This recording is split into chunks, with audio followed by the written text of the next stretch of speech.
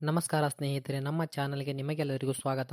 ಇವತ್ತಿನ video LPG gas cylinder ಬಳಸುತ್ತಿರುವ ಪ್ರತಿಯೊಬ್ಬ ಗ್ರಾಹಕರಿಗೂ ಬಹಳ ಮುಖ್ಯವಾಗಿದೆ. ನಿಮ್ಮ ಮನೆಯಲ್ಲಿ ಇಂಡಿಯನ್ ಗ್ಯಾಸ್ ಇರಲಿ, ಭಾರತ್ ಗ್ಯಾಸ್ ಇರಲಿ ಅಥವಾ HP ಗ್ಯಾಸ್ ಇರಲಿ, ಈ ಮಾಹಿತಿ ನಿಮಗೆ ಸಂಬಂಧಿಸಿದೆ. ಇತ್ತೀಚಿನ ದಿನಗಳಲ್ಲಿ LPG ಗ್ರಾಹಕರ ಮೊಬೈಲ್ಗೆ KYC ಮಾಡಿಕೊಳ್ಳುವಂತೆ ಸಂದೇಶಗಳು ಬರುತ್ತಿವೆ. ಆಗಸ್ಟ್ 15 ಅಥವಾ ಆಗಸ್ಟ್ 16 ಒಳಗೆ KYC ಪೂರ್ಣಗೊಳಿಸಬೇಕು ಎಂಬ ಮಾಹಿತಿ ಜಾಲತಾಣಗಳಲ್ಲಿ ಮತ್ತು ವಿವಿಧ ಮಾಧ್ಯಮಗಳಲ್ಲಿ ಹರಿದಾಡುತ್ತಿದೆ. ಹಾಗಾದರೆ ನಿಜವಾಗಿಯೂ ಆಗಸ್ಟ್ 15ನೇ ತಾರೀಕಿನ LPG KYC ಕೊನೆಯ ದಿನವೇ?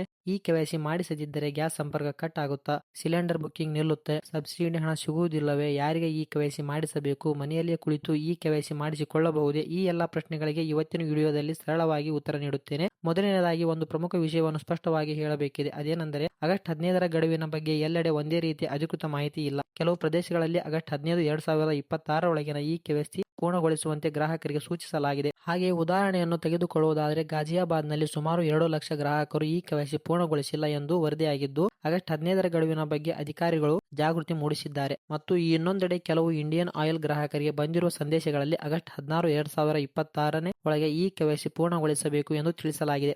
KYC ಮಾಡಿಸದಿದ್ದರೆ KYC ಪೂರ್ಣಗೊಳ್ಳುವವರೆಗೆ ಡೊಮೆಸ್ಟಿಕ್ ರೇಟ್ನಲ್ಲಿ LPG ಸಿಲಿಂಡರ್ ಪಡೆಯಲು ಅರ್ಹತೆ ಇರುವುದಿಲ್ಲ ಎಂದು ಆ ಸಂದೇಶದಲ್ಲಿ ಎಚ್ಚರಿಸಲಾಗಿದೆ. ಹೀಗಾಗಿ ಸ್ನೇಹಿತರೆ, ನಿಮ್ಮ ರಾಜ್ಯ, ಜಿಲ್ಲೆ, ಗ್ಯಾಸ್ ಕಂಪನಿ ಮತ್ತು ನಿಮ್ಮ LPG ಖಾತೆಯ ಸ್ಥಿತಿಯ ಆಧಾರದ ಮೇಲೆ ಗಡುವಿನಲ್ಲಿ ವ್ಯತ್ಯಾಸ ಇರಬಹುದಾಗಿದೆ. ಆದರೆ ಕಾರಣದಿಂದಲೇ ನಿಮ್ಮ ಒಂದು ವಿಷಯ ನೆನಪಿಟ್ಟುಕೊಳ್ಳಿ. ಗಡುವು ಆಗಸ್ಟ್ 15 ಆಗಿರಲಿ ಅಥವಾ ಆಗಸ್ಟ್ 16ನೇ ದಿನಾಂಕವೇ ಆಗಿರಲಿ, KYC ಬಾಕಿ ಇದ್ದರೆ ಇವತ್ತೇ ಮಾಡಿಸಿಕೊಳ್ಳಿ. ಕೊನೆಯ ದಿನದವರೆಗೆ ಕಾಯುವುದರಿಂದ ಯಾವುದೇ ಪ್ರಯೋಜನವಿಲ್ಲ. ಈಗ LPG KYC ಅಂದರೆ ಏನು ಎಂಬುದನ್ನು ತಿಳಿಸಿಕೊಡುತ್ತೇನೆ. ಎಲೆಕ್ಟ್ರಾನಿಕ್ ನೌ ಯುವರ್ ಕಸ್ಟಮರ್ ಎಂದರ್ಥ. ಅಂದರೆ LPG ಸಂಪರ್ಕ ಯಾರ ಹೆಸರಿನಲ್ಲಿದೆ ಆ ಗ್ರಾಹಕರ ಗುರುತನ್ನು ಆಧಾರ್ ಆಧಾರಿತ ಅಥೆಂಟಿಕೇಶನ್ ಮೂಲಕ ಪರಿಶೀಲಿಸುವ ಒಂದು ಪ್ರಕ್ರಿಯೆಯಾಗಿದೆ. ಆದರೆ ಇದರ ಉದ್ದೇಶ ನಕಲಿ ಅಥವಾ ಡೂಪ್ಲಿಕೇಟ್ ಸಂಪರ್ಕಗಳನ್ನು ಗುರುತಿಸುವುದು, ಅರ್ಹ ಗ್ರಾಹಕರಿಗೆ ಸಬ್ಸಿಡಿ ಮತ್ತು LPG ಸೇವೆಗಳು ಸರಿಯಾಗಿ ತಲುಪುವಂತೆ ಮಾಡುವುದು ಹಾಗೂ ಗ್ರಾಹಕರ ದಾಖಲೆಗಳನ್ನು ಸರಿಯಾಗಿವೆ ಎಂದು ಕಾರ್ಯನಿರ್ವಹಿಸುವುದಾಗಿದೆ. ವಿಶೇಷವಾಗಿ LPG ಸಬ್ಸಿಡಿ ಪಡೆಯುತ್ತಿರುವ ಗ್ರಾಹಕರಿಗೆ KYC ಬಹಳ ಮುಖ್ಯವಾಗಿದೆ. ಪ್ರಧಾನಮಂತ್ರಿ ಉಜ್ವಲ ಯೋಜನೆ ಫಲಾನುಭವಿಗಳಿಗೂ ಇದು ವಿಶೇಷವಾಗಿ ಗಮನಿಸಬೇಕಾದ ವಿಷಯವಾಗಿದೆ ಎಂದು ಹೇಳುವುದಾಗಿದೆ. ಈಗ ಮುಖ್ಯ ಪ್ರಶ್ನೆ ಹೇಳುವುದಾದರೆ, ಯಾರಿಗೆ KYC ಮಾಡಿಸಬೇಕು ಮತ್ತು ಮಾಡಬೇಕು ಎಂದು ನೋಡುವುದಾದರೆ, ನಿಮ್ಮ LPG ಖಾತೆಯಲ್ಲಿ KYC ಈಗಾಗಲೇ ಪೂರ್ಣಗೊಂಡಿದ್ದರೆ ಸಾಮಾನ್ಯವಾಗಿ ಮತ್ತೆ ಅದೇ ಪ್ರಕ್ರಿಯೆಯನ್ನು ಮಾಡುವ ಅಗತ್ಯ ಇರುವುದಿಲ್ಲ. ಆದರೆ ನಿಮ್ಮ ಖಾತೆಯಲ್ಲಿ KYC ಪೆಂಡಿಂಗ್ ಎಂದು ತೋರಿಸುತ್ತಿದ್ದರೆ ಅಥವಾ ಗ್ಯಾಸ್ ಕಂಪನಿಯಿಂದ KYC ಪೂರ್ಣಗೊಳಿಸುವಂತೆ SMS ಬಂದಿದ್ದರೆ ಅದನ್ನು ನಿರ್ಲಕ್ಷಿಸಬೇಡಿ. ನಿಮ್ಮ LPG ಡಿಸ್ಟ್ರಿಬ್ಯೂಟರ್ ಬಳಿ ಹೋಗಿ ನಿಮ್ಮ KYC ಸ್ಟೇಟಸ್ ಅನ್ನು ಪರಿಶೀಲಿಸಿ. ಇದೀಗ ಮತ್ತೊಂದು ಪ್ರಮುಖ ಪ್ರಶ್ನೆ ಏನಪ್ಪಾ ಅಂತಂದ್ರೆ, KYC ಮಾಡಿಸದಿದ್ದರೆ ಗ್ಯಾಸ್ ಸಂಪರ್ಕ ಶಾಶ್ವತವಾಗಿ ರದ್ದಾಗುತ್ತದೆ ಎಂದು ನಿಮ್ಮಲ್ಲಿ ಒಂದು ಪ್ರಶ್ನೆ ಹುಟ್ಟುಕೊಳ್ಳಬಹುದು. ಆದರೆ ಆತರ ಯಾವುದೇ ಗೊಂದಲಕ್ಕೆ ಒಳಗಾಗಬಾರದು. KYC ಪೂರ್ಣಗೊಳಿಸಿದ ಕಾರಣ ತಕ್ಷಣವೇ LPG ಸಂಪರ್ಕ ಶಾಶ್ವತವಾಗಿ ರದ್ದು ಆಗುತ್ತದೆ ಎಂದು ಹೇಳುವುದು ಸರಿಯಲ್ಲ. ಆದರೆ KYC ಪೂರ್ಣಗೊಳಿಸದಿದ್ದರೆ LPG ಸೇವೆಗಳಲ್ಲಿ ತೊಂದರೆ ಉಂಟಾಗಬಹುದು. ವಿಶೇಷವಾಗಿ ಡೊಮೆಸ್ಟಿಕ್ ರೇಟ್ನಲ್ಲಿ ಸಿಲಿಂಡರ್ ಪಡೆಯುವ ಅರ್ಹತೆ ಅಥವಾ ಸಬ್ಸಿಡಿ ಬೆನಿಫಿಟ್ ಮೇಲೆ ಪರಿಣಾಮ ಬೀರುವ ಸಾಧ್ಯತೆ ಇದೆ. ಕೆಲವು ವರದಿಗಳ ಪ್ರಕಾರ KYC ಬಾಕಿ ಇರುವ ಗ್ರಾಹಕರಿಗೆ ವೆರಿಫಿಕೇಶನ್ ಮೂಲಕ ಪೂರ್ಣಗೊಳ್ಳುವವರೆಗೆ ಡೊಮೆಸ್ಟಿಕ್ ರೇಟ್ನಲ್ಲಿ ಸಿಲಿಂಡರ್ ಪಡೆಯಲು ತೊಂದರೆ ಉಂಟಾಗಬಹುದು. PMUY ಫಲಾನುಭವಿಗಳಿಗೆ ಸಬ್ಸಿಡಿ ಬೆನಿಫಿಟ್ ಮೇಲೂ ಪರಿಣಾಮ ಬೀರುವ ಸಾಧ್ಯತೆ ಇದೆ. ಅಂದರೆ ಗ್ಯಾಸ್ ಕನೆಕ್ಷನ್ ಶಾಶ್ವತವಾಗಿ ಕಟ್ ಎಂಬ ಭಯಪಡುವ ಅಗತ್ಯವಿಲ್ಲ. ಆದರೆ KYC ಮಾಡದೆ ನಿರ್ಲಕ್ಷಿಸುವುದು ಕೂಡ ಸರಿಯಲ್ಲ. ಈಗ ಸಬ್ಸಿಡಿ ಬಗ್ಗೆ ಮಾತನಾಡುವುದಾದರೆ, ಪ್ರಧಾನಮಂತ್ರಿ ಉಜ್ವಲ ಯೋಜನೆ ಅರ್ಹ ಫಲಾನುಭವಿಗಳಿಗೆ ಸರ್ಕಾರ LPG ಸಿಲಿಂಡರ್ ಮೇಲೆ ಸಬ್ಸಿಡಿ ನೀಡುತ್ತದೆ. ಈ ಸಬ್ಸಿಡಿ DBT ಅಂದರೆ ಡೈರೆಕ್ಟ್ ಬೆನಿಫಿಟ್ ಟ್ರಾನ್ಸ್ಫರ್ ಮೂಲಕ ಬ್ಯಾಂಕ್ ಖಾತೆಗೆ ಜಮೆಯಾಗುತ್ತದೆ. ಆದರೆ KYC ಅಥವಾ ಆಧಾರ್ ಅಥೆಂಟಿಕೇಶನ್ ಬಾಕಿ ಇದ್ದರೆ ಸಬ್ಸಿಡಿ ಬೆನಿಫಿಟ್ ಪಡೆಯುವಲ್ಲಿ ತೊಂದರೆ ಉಂಟಾಗಬಹುದು.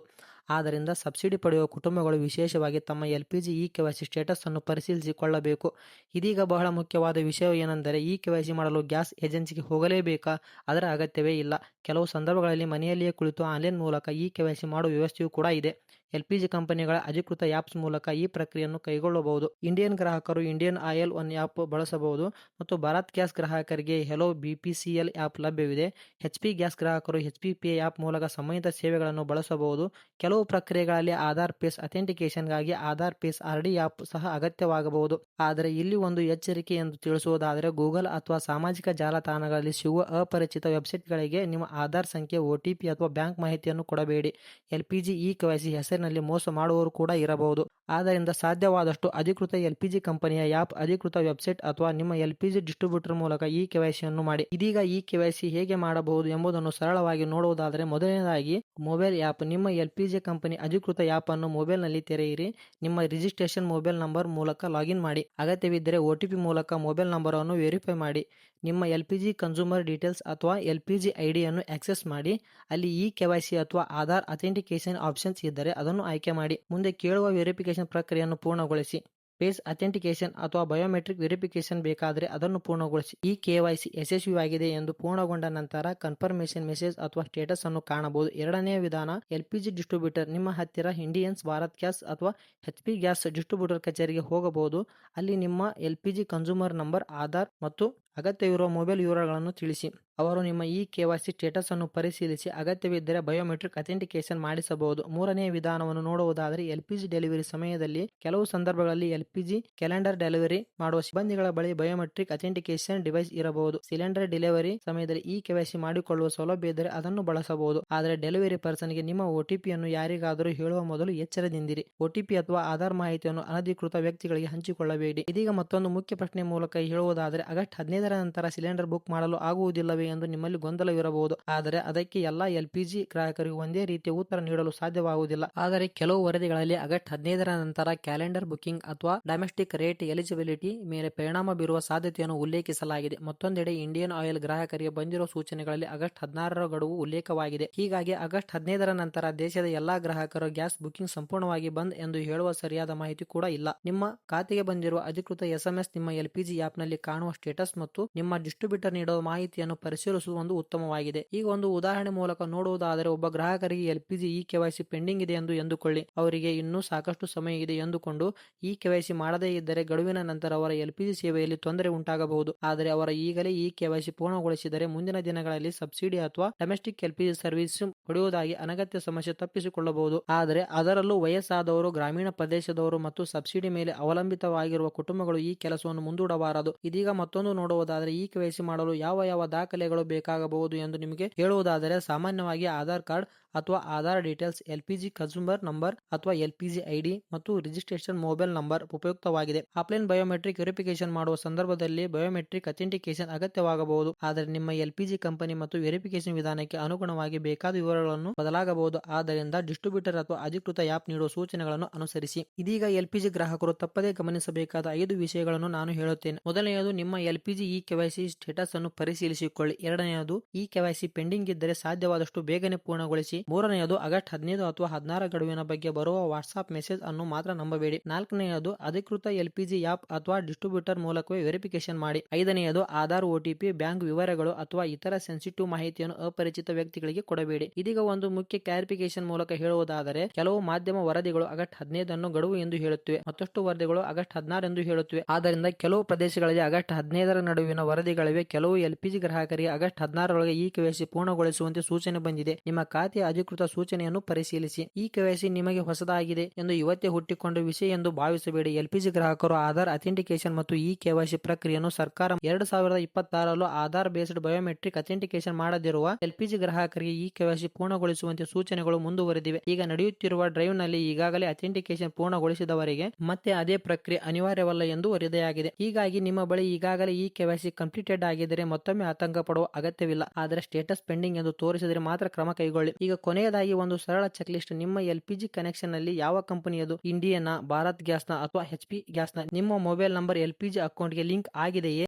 ನಿಮ್ಮ ಆಧಾರ್ ಕಾರ್ಡ್ ನಲ್ಲಿ ಡೀಟೇಲ್ಸ್ ಸರಿಯಾಗಿವೆ ಎಂದು ಪರಿಶೀಲಿಸಿಕೊಳ್ಳಿ. ಹಾಗೆ ನಿಮ್ಮ KYC ಕಂಪ್ಲೀಟೆಡ್ ಆಗಿದೆಯಾ ಅಥವಾ ಪೆಂಡಿಂಗ್ ಆಗಿದೆ ಎಂದು ನೋಡಿಕೊಳ್ಳಿ. ನಿಮ್ಮ ಗ್ಯಾಸ್ ಏಜೆನ್ಸಿಯಿಂದ KYC SMS ಬಂದಿದೆ ಎಂದು ನೋಡಿಕೊಳ್ಳಿ. ಈ ಎಲ್ಲಾ ವಿಷಯಗಳನ್ನು ಒಮ್ಮೆ ಪರಿಶೀಲಿಸಿ. KYC ಪೆಂಡಿಂಗ್ ಇದ್ದರೆ ಇವತ್ತೇ ಪೂರ್ಣಗೊಳಿಸಿ. ಗಡುವಿನ ಕೊನೆಯ ದಿನಾಂಕವರೆಗೂ ಕಾಯಬೇಡಿ. ಏಕೆಂದರೆ ಕೊನೆಯ ದಿನ ವೆಬ್ಸೈಟ್ ಅಥವಾ ಆಪ್ ನಲ್ಲಿ ಟೆಕ್ನಾಲಜಿ ಪ್ರಾಬ್ಲಮ್ ಬಂದರೂ ಬರಬಹುದು. ಸರ್ವಿಸ್ ಬ್ಯುಸಿ ಇದ್ದರೂ ಹಾಗೂ ಏಜೆನ್ಸಿಯಲ್ಲಿ ಜನಸಂದಣಿ ಇದ್ದರೂ ಸಮಸ್ಯೆ ಆಗಬಹುದು. ಹೀಗಾಗಿ ಮುಂಚಿತವಾಗಿ ಮಾಡಿಕೊಳ್ಳುವುದು ಒಂದು ಉತ್ತಮವಾಗಿದೆ. ಸ್ನೇಹಿತರೆ, ಇವತ್ತಿನ ಪ್ರಮುಖ ಮಾಹಿತಿ ಒಂದೇ ಮಾಹಿತಿನಲ್ಲಿ ಹೇಳುವುದಾದರೆ, LPG KYC ಮಾಡುವುದು ನಿರ್ಲಕ್ಷಿಸಬಾರದು. ಆಗಸ್ಟ್ 15ರ ಗಡುವಿನ ಬಗ್ಗೆ ಕೆಲವು ಪ್ರದೇಶಗಳಲ್ಲಿ ವರದಿಗಳಿದ್ದರೂ ಎಲ್ಲಾ ದೇಶಗಳು ಗ್ರಾಹಕರಿಗೂ ಒಂದೇ ದಿನಾಂಕ ಅನ್ವಯಿಸುತ್ತದೆ ಎಂದು ಖಚಿತವಾಗಿ ಹೇಳಲು ಸಾಧ್ಯವಿಲ್ಲ. ಕೆಲವು ಗ್ರಾಹಕರಿಗೆ ಆಗಸ್ಟ್ 16, 2026ರೊಳಗೆ KYC ಪೂರ್ಣಗೊಳಿಸುವಂತೆ ಸೂಚನೆ ಬಂದಿದೆ. ಹೀಗಾಗಿ ನಿಮ್ಮ LPG ಖಾತೆಯಲ್ಲಿ KYC ಪೆಂಡಿಂಗ್ ಇದ್ದರೆ ಡೆಡ್ಲೈನ್ ಬಗ್ಗೆ ಗೊಂದಲ ಮಾಡಿಕೊಂಡು ಕಾಯಬೇಡಿ. ಅಧಿಕೃತ LPG ಆ್ಯಪ್, ಡಿಸ್ಟ್ರಿಬ್ಯೂಟರ್ ಅಥವಾ ಅಧಿಕೃತ ಡೆಲಿವರಿ ಸಿಬ್ಬಂದಿ ಮೂಲಕ KYC ಪೂರ್ಣಗೊಳಿಸಿಕೊಳ್ಳಿ. ವಿಶೇಷವಾಗಿ ಸಬ್ಸಿಡಿ ಪಡೆಯುತ್ತಿರುವವರು ಈ ವಿಷಯವನ್ನು ಗಂಭೀರವಾಗಿ ಪರಿಗಣಿಸಿ ಮತ್ತು ಮುಖ್ಯವಾಗಿ ಸಾಮಾಜಿಕ ಜಾಲತಾಣಗಳಲ್ಲಿ ಹರಿದಾಡುವ ಯಾವುದೇ ಮೆಸೇಜ್ ಅನ್ನು ಪರಿಶೀಲಿಸದೆ ನಂಬಬೇಡಿ. ನಿಮ್ಮ LPG ಕಂಪನಿಯ ಅಧಿಕೃತ ಮಾಹಿತಿ ಮತ್ತು ನಿಮ್ಮ ಖಾತೆ ಸ್ಟೇಟಸ್ ಬಗ್ಗೆ ಆದ್ಯತೆ ನೀಡಿ. ಈ ಮಾಹಿತಿ ನಿಮಗೆ ಉಪಯುಕ್ತವಾಗಿದ್ದರೆ ವಿಡಿಯೋವನ್ನು ಲೈಕ್ ಮಾಡಿ. ನಿಮ್ಮ ಕುಟುಂಬದ LPG ಸಿಲಿಂಡರ್ ಬಳಸುವವರು ಇದ್ದರೆ ಈ ವಿಡಿಯೋವನ್ನು ಅವರಿಗೆ ಶೇರ್ ಮಾಡಿ. ಇಂತಹ ಸರ್ಕಾರಿ ಯೋಜನೆಗಳು,